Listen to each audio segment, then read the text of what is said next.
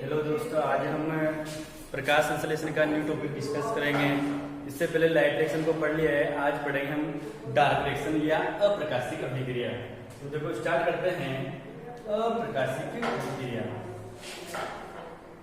अप्रकाशिक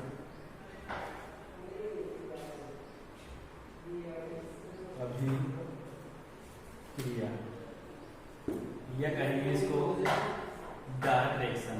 क्या है? Dark reaction. अब देखो सबसे पहले बात करते हैं अप्रकाशिक अभिक्रिया की। तो अप्रकाशिक अभिक्रिया के लिए प्रकाश की आवश्यकता नहीं होती है।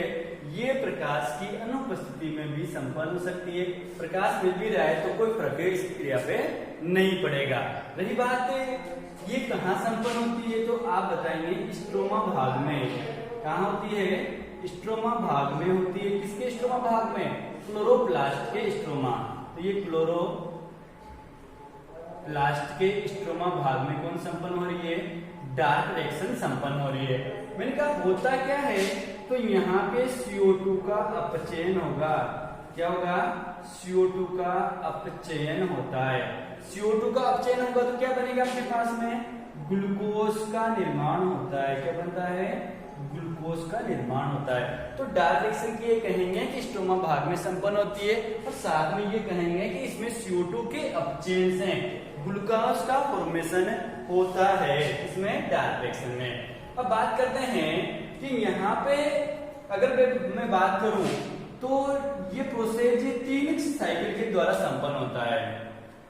तो यहाँ पे डार्क रिएक्शन जो होता है 3 साइकिल के द्वारा संपन्न होगी। अब यहाँ पे पहला जो साइकिल है C3 साइकिल, उसके बाद में C4 साइकिल, और लास्ट में है CAM साइकिल आपके पास में। अब बात करते हैं C3 साइकिल। तो ये C3 साइकिल है मुख्य साइकिल है, अर्थात CO2 के अपचयन या CO2 के स्थिरीकरण का जो मुख्य चक्र आपसे पूछा जाए कि ग्लूकोज के निर्माण का या CO2 के स्थिरीकरण का मुख्य चक्र कौन सा है, तो ये कहलाएगा C3 साइकिल। अब मैंने कहा ये दोनों जो साइकिल है ये सहकारक साइकिल है। सहकारक या वैकल्पिक साइकिल है। कैसे हैं?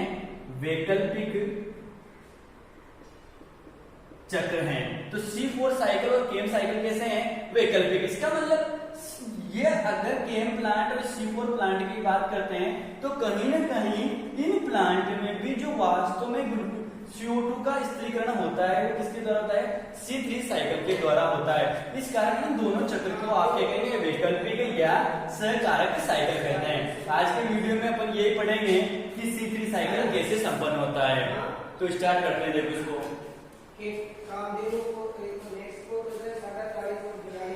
C3 साइकिल या केल्विन बेंसन साइकिल।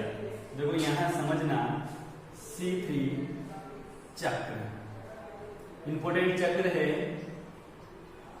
या CO2 के स्थिरीकरण का मुख्य पथ। तो देखो यहाँ पे इस चक्र को खोज करता है। तो यहाँ पे सबसे पहले इसकी खोज करता कौन है या खोज किसने की है? तो यहाँ 2 वैज्ञानिक हैं, केल्विन व बेंसन। कौन है? केल्विन व बेंसन। केल्विन बेंसन के नाम के कारण इसको क्या कहते हैं? केल्विन बेंसन चक्र भी कहा जाता है। ये दोनों वैज्ञानिक प्रयोग कर रहे थे। इन लगा के बता देता हूं मैं। प्रयोग कर रहे थे 2 एक कोशिकीय शैवाल है आपके पास में, क्लोरेला व सेने डेस्मस। कौन से शैवाल हैं? ये दोनों आपके पास में क्या है? एक प्रकार की क्या है? शैवाल या कह सकते हैं एल्गी है। तो जब ये क्लोरेला सैंडेस्मस शैवाल पर प्रयोग कर रहे थे तो इन्होंने कार्बन 14 ट्रेसर तकनीक के द्वारा, कार्बन 14 ट्रेसर तकनीक के द्वारा, तो ये कार्बन 14 ट्रेसर तकनीक या आप ये कहेंगे ऑटो रेडियोग्राफी, ऑटो रेडियोग्राफी या मैं कहूं क्रोमेटोग्राफी, तो ग्राफी की सहायता से इन्होंने इन सवाल में C3 साइकिल को बताया, अर्थात CO2 का स्थिरीकरण कौन कौन से पथों के द्वारा होता है, ये किसने बताया? केल्विन और बेंसन ने। तो आपको इसे पूछा जा सकता है कि C3 साइकिल को किसने बताया? केल्विन बेंसन ने। किसने बताया? क्लोरेला सैंडर्सन। जो टेक्निक है कार्बन 14 ट्रेसर तकनीक या ऑटो रेडियोग्राफी बोल रहे हैं या क्रोमेटोग्राफी की सहायता से इन्होंने इसको शो किया है। अब C3 साइकिल जो है ये इसका मुख्य साइकिल है। क्या है? मुख्य चक्र है CO2 के स्थिरीकरण का। देखिए कहेंगे CO2 के स्थिरीकरण का मुख्य चक्र है। देखिए CO2 स्थिरीकरण का क्या हो गया? मुख्य साइकिल है C3 साइकिल। फिर आगे देखते हैं कि यहाँ पे C3 साइकिल इसको क्यों कहा जाता है। तो देखो यहाँ C3 साइकिल इसलिए कहा जाता है इसको क्योंकि प्रथम स्थायी पदार्थ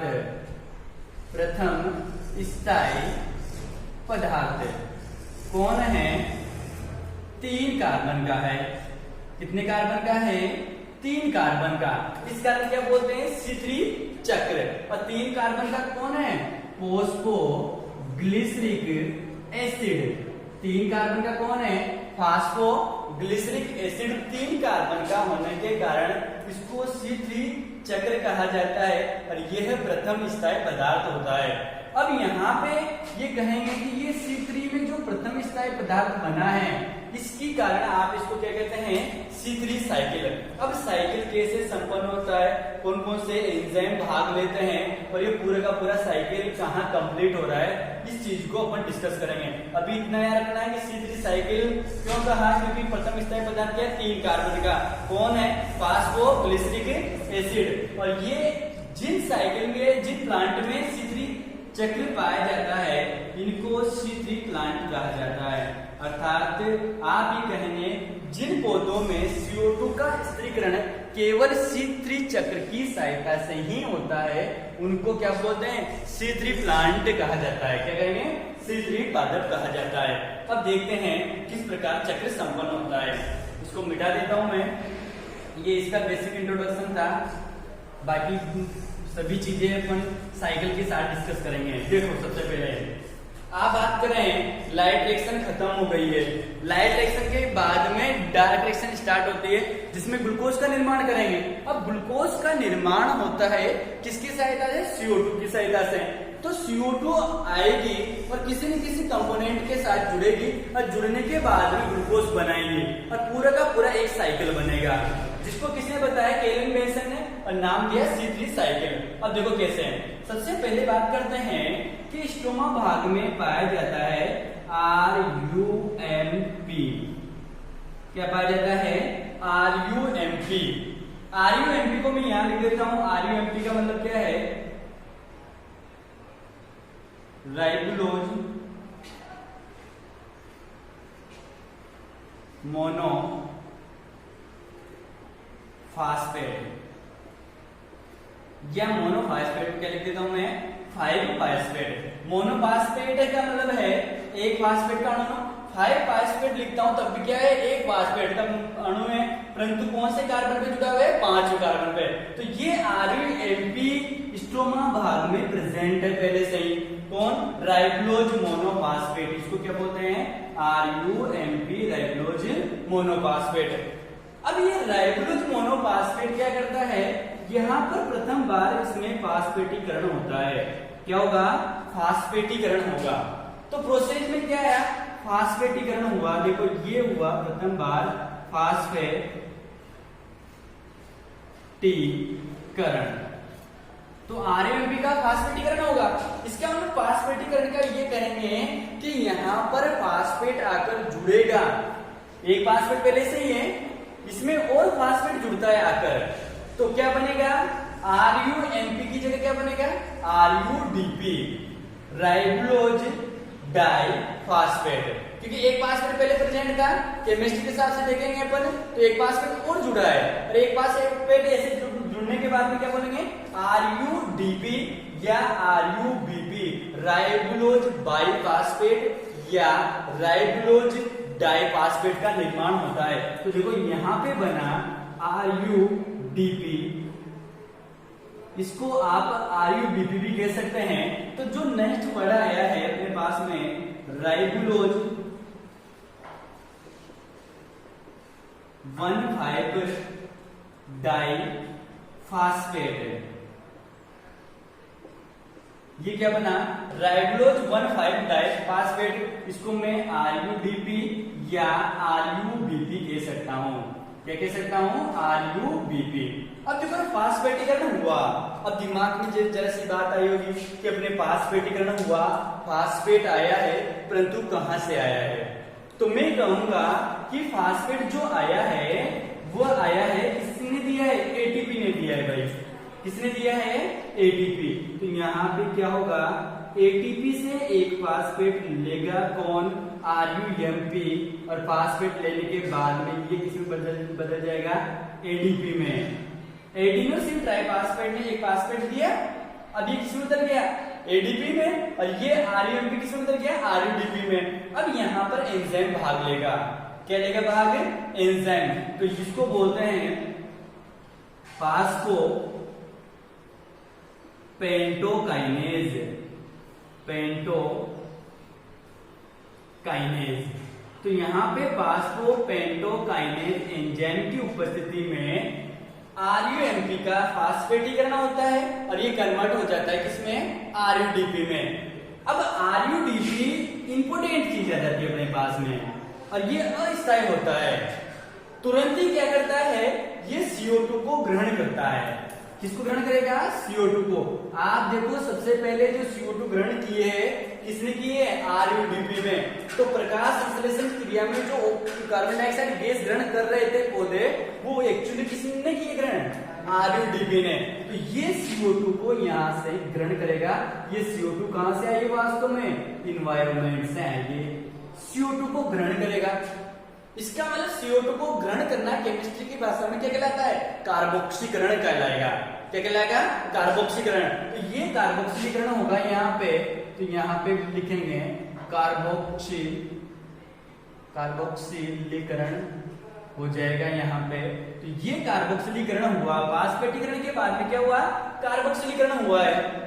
अब कार्बोक्सीलीकरण हुआ है तो कहीं ना कहीं आप ये देखेंगे कि इस जगह पे जाकर भी एंजाइम काम आएगा, और एंजाइम बहुत इंपॉर्टेंट काम आता है भाई। यहाँ पे ये एंजाइम बहुत इंपॉर्टेंट है, इसका नाम है रूबिस्को।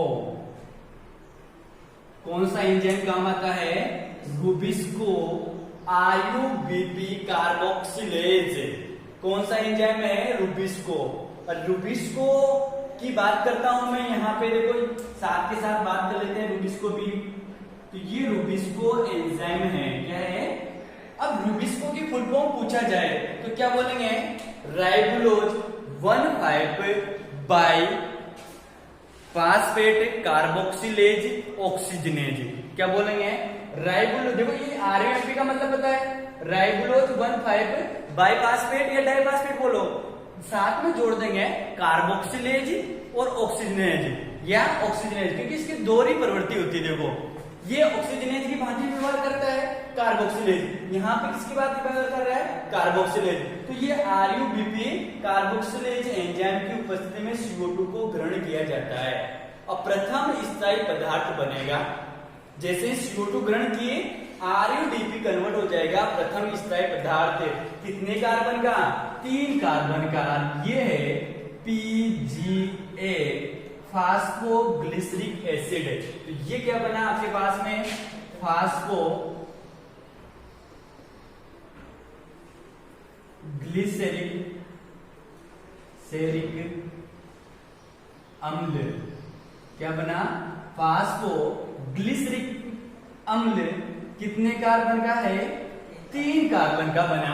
अब आप सोच रहे हैं कि ये कितने कार्बन का था 5 कार्बन का, ये कितने कार्बन का था 5 कार्बन का।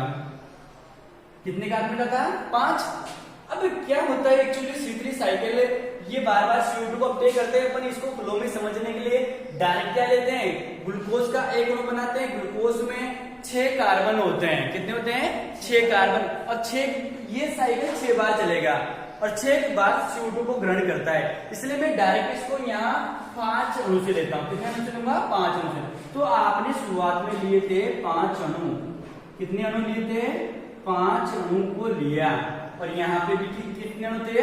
5 अणु। क्योंकि RUMP के 5 अणु से क्या बने? 5 अणु RUDP के बने।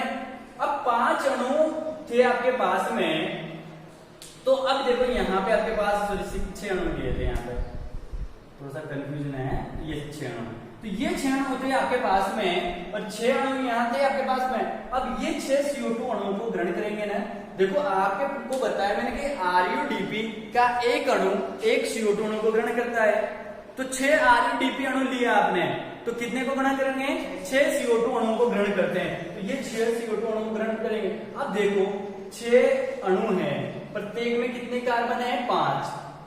5 से कितने हो गए? 30। 30 कार्बन हो गए ना इसके। 6 कार्बन यहां से लिए, कितने कार्बन हो गए? 36। इस तरह पदार्थ कितने कार्बन का बन रहा है? 3। तो 3 कार्बन वाले कितने अणु बनेंगे यहाँ पे? तो 12 3 36 होता है। तो यहाँ पे बनेंगे 12 अणु।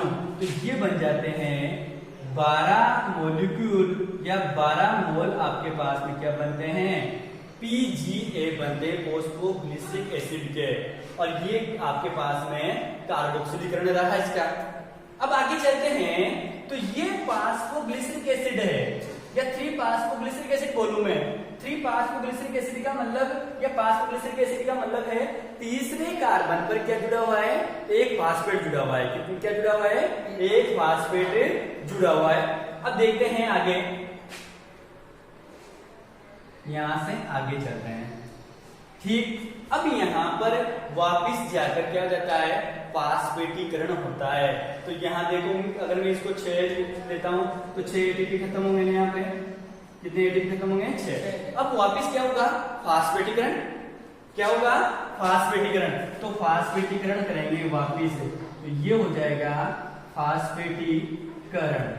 जैसे ही फास्फेटीकरण होता है तो वापिस कौन भाग लेगा? Kinase enzyme. काइनेज एंजाइम आएगा तो वापिस क्या होगी? ATP खर्च। क्योंकि फास्फेट लिया जा रहा है फास्फेटीकरण में, किसके कौन लेगा? PGA लेगा। तो यहाँ पे कहेंगे वापिस एंजाइम का नाम लिखने के लिए सबस्ट्रेट का नाम, फिर उसके बाद में क्या लिख देते हैं? काइनेज लगा देंगे ATP का। तो ये लिखेंगे फास्फो ट्रायोज काइनेज एंजाइम। आप ओनली काइनेज एंजाइम भी याद रख सकते हैं। इस एंजाइम की उपस्थिति में क्या होगा कि ये क्या करेगा?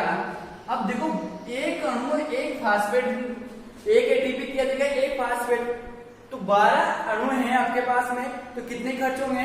12 ATP खर्च होंगे। तो ये 12 ATP देखो, ये 12 ATP कन्वर्ट हो जाएंगे किसमें? 12 ADP में। किसमें कन्वर्ट हो जाएंगे? 12 ADP में। अब यहाँ पे प्रत्येक को क्या मिला? एक फास्फेट। अब आप देखो एक फास्फेट पहले से था, क्योंकि आपने क्या बोला? फास्फोग्लिसरिक एसिड, इसका एक फास्फेट पहले है। अब प्रत्येक अणु के पास में क्या हो गया? 2 फास्फेट है। तो 1,3-डाइफास्फोग्लिसरिक अम्ल क्या बना? 1,3-डाइफास्फोग्लिसरिक या ग्लिसरिक अम्ल, ये बन गया आपके पास में। और इसके भी कितने अणु? 12 अणु बने ना। कितने अणु बन गए? 12 अणु। तो ये बने आपके पास में 1,3-डाइफास्फोग्लिसरिक एसिड के 12 अणु। आपको पता होना चाहिए ग्लूकोज के निर्माण के लिए 54 ATP आवश्यक है, और मैंने उसको क्या लिखा था? 18 ATP प्लस 12 NADPH2 लिखा था।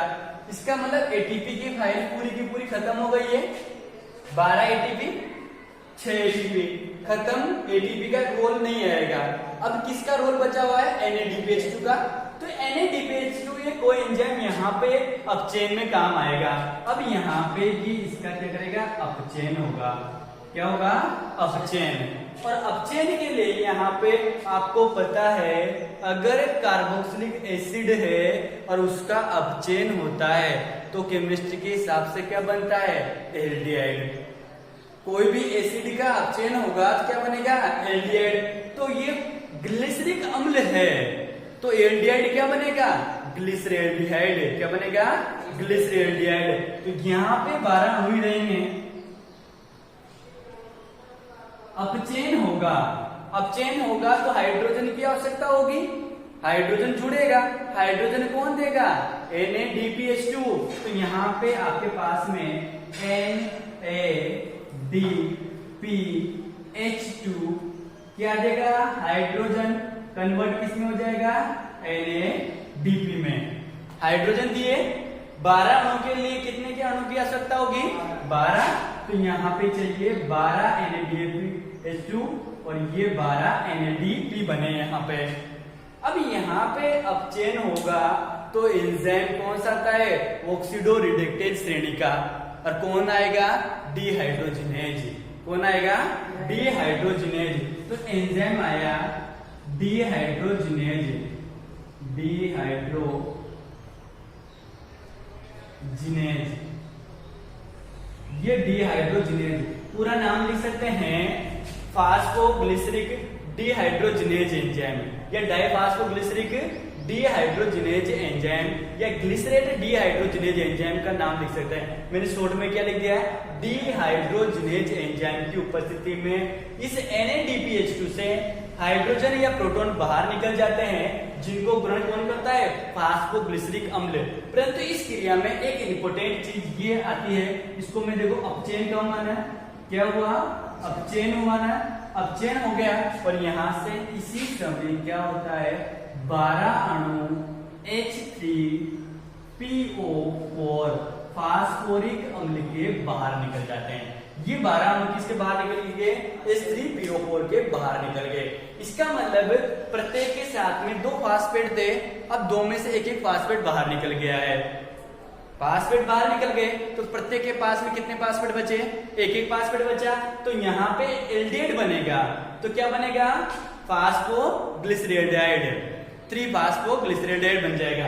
तो ये बना आपके पास में 3 फास्फोग्लिसरैल्डिहाइड। शॉर्ट में क्या बोलेंगे इसको, PgAl। क्या बोलेंगे, PgAl बन गया। क्या बना, PgA से क्या बना है, PgAl। ये आपके पास में, इसको भी शॉर्ट में लिख देता हूं मैं, इसको क्या बोलते हैं शॉर्ट में, 1,3-डाई PgA। ये शॉर्ट में लिख दिया मैंने। तो क्या बना, PgAl बन गया, एल्डिहाइड बन गया है। अब यहां पे ये 12 अणु किसके बने, फास्फोग्लिसरैल्डिहाइड के बने। अब क्या होता है इस चक्कर में कि आपको एक ग्लूकोज का अणु बनाना है। ये कितने कार्बन का है, 3 कार्बन का। ग्लूकोज के में क्या होते हैं 6 कार्बन, तो 2 अणु तो क्या करेंगे, ग्लूकोज के निर्माण में भाग लेंगे। बाकी 10 जो अणु होते हैं किसके, फास्फोग्लिसरैल्डिहाइड के, ये वापस क्या बनाएंगे, RUMP बनाएंगे। क्या बनाएंगे, RUMP बनाएंगे। तो देखो यहाँ पे देखना कि ये मैं अलग कर देता हूं, 2 अणु किसके, PgAl फास्फोग्लिसरैल्डिहाइड के, या 3PgAl बोल सकते हैं, कोई आपत्ति नहीं। 3PgAl का मतलब है तीसरे कार्बन पे क्या जुड़ा हुआ है, फास्फेट जुड़ा हुआ है, IUPAC के हिसाब से। अब बात करते हैं 10 अणु को अलग कर लेते हैं 12 में से। तो ये 10 अणु क्या हो गए, अलग, किसके, PgAl के। ये PgAl के 10 अणु अलग, ठीक। ये तो क्या बनाएंगे, RUMP। ये 2 अणु क्या बनाएंगे, ग्लूकोज बनाएंगे, जो बाद में किसमें चल जाएगा, स्टार्च के रूप में। तो ये आपके पास में शर्करा बनाता है। तो यहाँ पे मैं कहूंगा एक बहुत इंपॉर्टेंट है, इसको थोड़ा सा मैं इधर कर देता हूं ताकि स्पेस रहेगा अपने पास में। ये 10 क्या है, PgAl 10 अणु हैं इसके, PgAl के, ठीक। अब देखो यहाँ पे दोनों PgAl के चाहिए। अब ये क्या बनाएंगे कि यहां पर क्या होता है, आइसोमरेज एंजाइम की उपस्थिति में एक PgAl तो ऐसा कैसा रह जाएगा, एक फास्फोग्लिसराइड से कैसा ये एक जो फास्फोग्लिसराइड का अणु था वो एल्डिहाइड का समावेशी कौन होता है? एल्डिहाइड का समावेशी कौन होता है? कीटोन। कौन होता है? कीटोन। तो ये बना लेगा डाइहाइड्रोक्सी एसीटोन। क्या बनाएगा? Hydroxy acetone. तो ये कौन से एंजाइम की उपस्थिति में? आइसोमरेज। क्योंकि समावत दर्शाने के लिए एंजाइम कौन सा भाग लेता है? आइसोमरेज। तो ये बनाएगा डाइहाइड्रोक्सी एसीटोन फास्फेट। तो ये डाइहाइड्रोक्सी एसीटोन फास्फेट। तो ये देखो यहाँ पे DIHAP का पूरा नाम क्या है? Dihydroxy acetone phosphate. ये क्या है? Dihydroxy acetone phosphate. अब मैंने कहा ये 3 कार्बन का और ये 3 कार्बन का दोनों एक एंजाइम की सहायता से वापस संयुक्त हो जाते हैं। उस एंजाइम का नाम है एल्डोलेज। तो यहां अगला एंजाइम भाग लेगा कौन सा? एल्डोलेज। एल्डोलेज एंजाइम से ये वापस जुड़ जाएंगे। तो एल्डोलेज एंजाइम भाग लेगा। एल्डोलेज से आपस में जुड़ेंगे तो बनेगा आपके पास में 6 कार्बन का और 2 फास्फेट हो गए। इसके पास एक फास्फेट, एक इसके पास में, तो 6 कार्बन की संरचना बनती है फ्रक्टोज 1,6 डाइफास्फेट। क्या बनी? Fructose 1,6 diphosphate. कितने कार्बन की? 6 कार्बन की। 3 कार्बन मिले, बना 6 कार्बन का फ्रक्टोज 1,6 डाइफास्फेट। 1,6 का मतलब फास्फेट 2 ही हैं, परंतु एक पहले कार्बन पर और एक छठे कार्बन पर। बात करते हैं फ्रक्टोज 1,6 डाइफास्फेट जो आपके पास में है, यहां पर फास्फेटेज एंजाइम की उपस्थिति में, कौन सा एंजाइम? फास्फेटेज एंजाइम की उपस्थिति में क्या होता है कि फ्रक्टोज से एक फास्फेट बाहर निकलेगा। क्या बाहर निकला? H3PO4 बाहर निकला ना।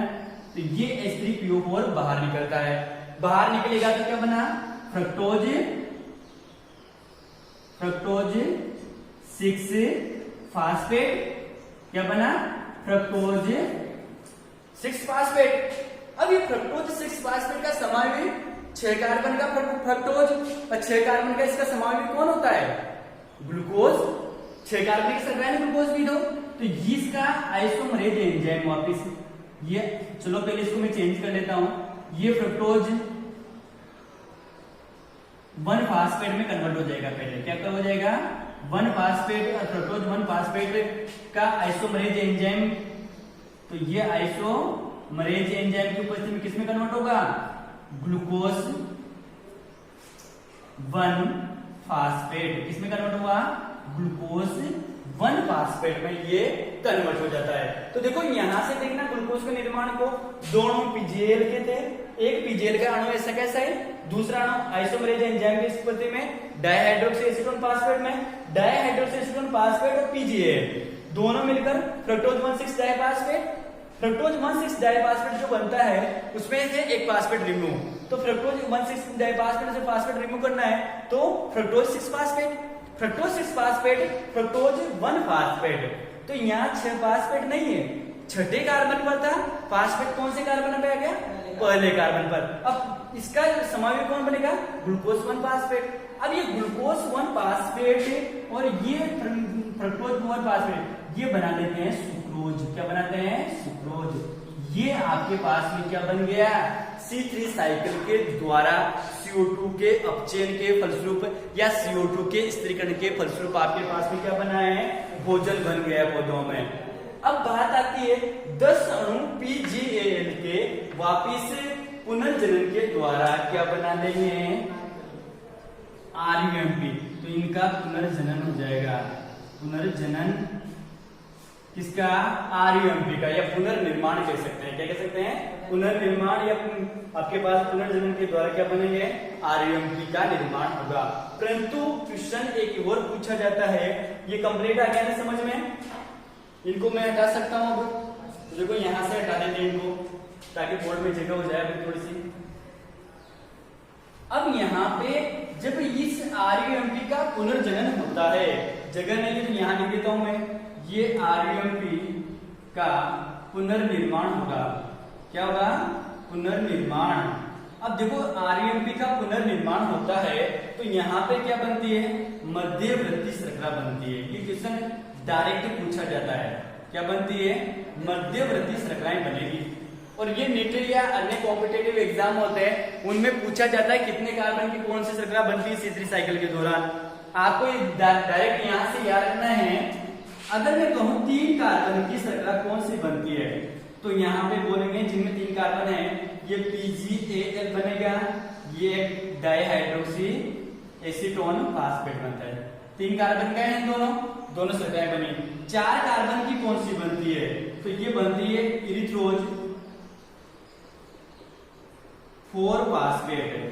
क्या बनती है? इरिथ्रोज 4 फास्फेट। ठीक। 5 कार्बन की पूछी जाए तो 5 कार्बन की क्या बताएंगे? Xylulose 5 phosphate. अगर यहाँ पे 6 कार्बन की बोली जाए तो 6 कार्बन की कौन बनती है? Fructose 6 phosphate. अगर 7 कार्बन की पूछी जाए, 7 कार्बन की कौन सी बनती है, तो सबसे इंपॉर्टेंट ये पूछा जाता है, 7 कार्बन की श्रृंखला कौन सी बनती है? सीडोहेप्टुलेज। ये सीडोहेप्टुलोज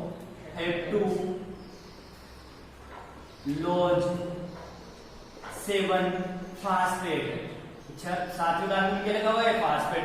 तो ये मध्यवर्ती श्रृंखलाएं बनती है। आपसे जिसकी पूजा 6 कार्बन 3 कार्बन में PgAl डाइहाइड्रोक्सी फास्फेट, 4 कार्बन में इरिथ्रोज 4 फास्फेट, 5 कार्बन में जाइलुलोज 5 फास्फेट, 6 कार्बन में फ्रक्टोज 6 फास्फेट, वैसे याद है 7 कार्बन की सबसे इंपॉर्टेंट है। केल्विन साइकिल के दौरान 7 कार्बन की मध्यवर्ती श्रृंखला कौन सी बनती है? सीडोहेप्टुलेज 7 फास्फेट या सीडोहेप्टुलेज का नाम याद रखना है। तो ये सीडोहेप्टुलोज है आपके पास में। अब इस प्रकार ये C3 साइकिल के द्वारा पूरा का पूरा फॉर्मेशन होता है, किसका? ग्लूकोज का या भोजन का निर्माण होता है। और आपको पता होना चाहिए कि 54 एटीपी अपने खत्म हो गए। देखो 6 एटीपी 12 एटीपी कितने हो गए? 18। 12 NADPH2 का मतलब है 36 एटीपी। 36 और 18 आपके पास में कितने हो जाते हैं? 54 एटीपी के द्वारा ग्लूकोज का निर्माण हुआ है। किसमें? C3 साइकिल में। तो ये पूरा का पूरा C3 साइकिल है, पूरा अच्छी तरीके से याद रखना है। सबसे पहले मैं रिवाइज करवा देता हूँ। आरयूएमपी पहले से प्रेजेंट होता है स्ट्रोमा में, जो फास्फेटीकरण के द्वारा एटीपी ग्रहण करता है, अब बदल जाता है आरयूडीपी में। आरयूडीपी CO2 को ग्रहण करता है, तो प्रथम बार कार्बोक्सिलीकरण हुआ है। यहाँ फर्स्ट कार्बोक्सिल या एक ही बार कार्बोक्सिलीकरण होता है। तो ये कार्बोक्सिलीकरण के द्वारा इसने CO2 को ग्रहण किया। तो CO2 ग्राही कौन है यहाँ पे? आरयूडीपी। आपसे पूछा जाए CO2 ग्राही कौन है? आरयूडीपी। प्रथम स्थायी पदार्थ कौन सा बना? PGA। कितने कार्बन का बना? 3 कार्बन का। ठीक। फिर उसके बाद में इसका फास्फेटीकरण होता है, 1,3 डाई फास्फोग्लिसरिक अम्ल बन जाता है, एटीपी खत्म होता है। उसके बाद में वापस से डीहाइड्रोजनेज एंजाइम के बजाय अपचयन होगा और 3 फास्फोग्लिसरेल्डिहाइड बनता है, जहां से 2 अणु तो ग्लूकोज के निर्माण में भाग लेते हैं, 10 अणु PGAl के मध्यवर्ती श्रृंखलाओं का निर्माण करते हुए वापिस आरयूएमपी का पुनर्संश्लेषण करते हैं। इस प्रकार ग्लूकोज के निर्माण को समझाया केल्विन और बेंसन के साइकिल के द्वारा। पूरा का पूरा कंप्लीट किया है, कोई ट्रिक नहीं है, ज्यादा बढ़िया है। आप कॉन्सेप्ट पकड़ो और कॉन्सेप्ट के द्वारा आसानी से इस चीज को समझ सकते हैं। फिर भी ये मुख्य चीजें याद रखना। एक हल्का सा क्वेश्चन पूछता हूँ। देखो मैं क्वेश्चन ये था कि आपके पास में जो देखो मैं एक दिन क्वेश्चन सोल्व कर रहा था, वो क्वेश्चन ये था कि आरयूबीपी के संश्लेषण के लिए कितने पुनर्संश्लेषण के लिए कितने एटीपी की आवश्यकता होती है? तो डायरेक्ट साइकिल से आंसर जाएगा 6 एटीपी। कितनी आवश्यकता होगी? 6 एटीपी की आवश्यकता। कहीं का भी क्वेश्चन पूछे पूरे का पूरा साइकिल अगर आपके क्लियर है तो साइकिल से आराम से आप आंसर दे सकते हो। अब मैंने कल के क्वेश्चन में लास्ट वीडियो में छोड़ा था कि अगर बाय द वे ग्लूकोज के निर्माण के लिए आवश्यक है आपके पास में कितने 54 एटीपी की आवश्यकता है। कितनी एटीपी की? 54। इसको मैं लिखता हूं 18 एटीपी प्लस 12 NADPH2। तो मैंने क्वेश्चन ये पूछा था कि कितनी बार साइक्लिक और कितनी बार नॉन साइक्लिक फोटोफॉस्फोराइलेशन होगा किसमें? लाइट रिएक्शन में, तब जाकर 54 एटीपी बनेंगे। तो इसका आंसर आएगा 6 बार दोनों होंगे। 6 बार नॉन साइक्लिक होगा और 6 बार क्या होगा? साइक्लिक। कैसे सोल्व करना है? अगर बाय द वे साइक्लिक होता है, साइक्लिक होगा तो 6 बार होगा, तो कितने एटीपी बनेंगे? 6 इंटू 2, क्योंकि एक बार में 2 एटीपी बनते हैं, तो 12 एटीपी का निर्माण होता है। अगर 6 बार आपके पास में नॉन साइक्लिक होता है, क्या होता है? नॉन साइक्लिक होता है, तो नॉन साइक्लिक में क्या करेंगे कि एक तो एटीपी बनता था इसमें, प्लस 2 क्या बनते थे? NADPH2 बनते थे। इसको 6 से गुणा कर देंगे तो 6 एटीपी तो यहाँ बन जाएंगे वापिस, और साथ में क्या बनेंगे? 12 NADPH2। ध्यान रखना, ये 6 एटीपी और ये 12 एटीपी कितने हो गए? 18 एटीपी, और ये 12 NADPH2। तो ये इस प्रकार 6 बार दोनों साइक्लिक और नॉन साइक्लिक फोटोफॉस्फोराइलेशन होता है, जिसके द्वारा C3 साइकिल संपन्न होता है, ग्लूकोज का निर्माण होता है। तो चलो, धन्यवाद।